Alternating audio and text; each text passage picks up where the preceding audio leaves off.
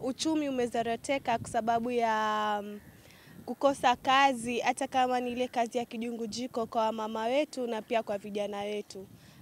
Kwanza vijana wetu walikuwa wanapewa zile kazi ndogo ndogo, zile za leba, na pia mama wetu kupika vyakula na kuuzia wanaotengeneza njia. Sasa hii hakuna mwenye anauza kwa sababu contractor ameenda, na pia vijana wetu wamebaki vigogoni ama vijiweni kukula mguka na kuvuta mabangi. Tuko na shida moja ambayo imekuwa ni donda sugu katika barabara hii ya kutoka junction ya Mjanaheri kwenda Ngomeni ambayo ni takriban kilomita 11-12. Tumekuwa tukilia kilio cha barabara itengenezwe miaka enda miaka rudi.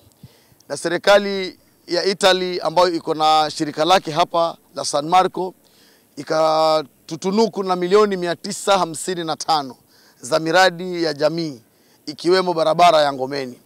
Mwaka umeenda kuisha, barabara contractor amepewa kazi, akakuja akajenga yadi yake ili aanze kazi, akamobilize mashini zake zikaja hapa. Cha ajabu ni kwamba hakulipwa mobilization fee, kazi haijaanza, mashini alizitoa.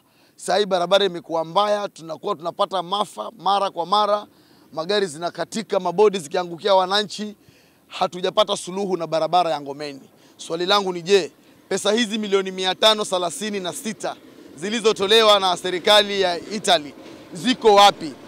Yoyote ambaye anahusika na hii barabara, tafadhali barabara ijengwe haraka iwezekanavyo, na ile seawall ya pale Ngomeni nayo ijengwe, manake majengo ya Ngomeni, mji wa kale wa Ngomeni unapotea. Nikiwa eneo la Mjanaheri hapa junction ya Ngomeni, barabara ya kuelekea maeneo ya Chishale, ambao ni maeneo ambayo yana watalii wengi ambao wamejaribu hali na mali kutusaidia kwa miradi mingi, lakini kusema ukweli hivi sasa tuna kilio, na kilio hiki si chengine. Barabara kama imetengewa pesa na niijengwe, barabara niijengwe. Magarini, Mjanaheri, Ngomeni, barabara iwekwe lami ili na sisi tuwe Wakenya kama Wakenya wengine.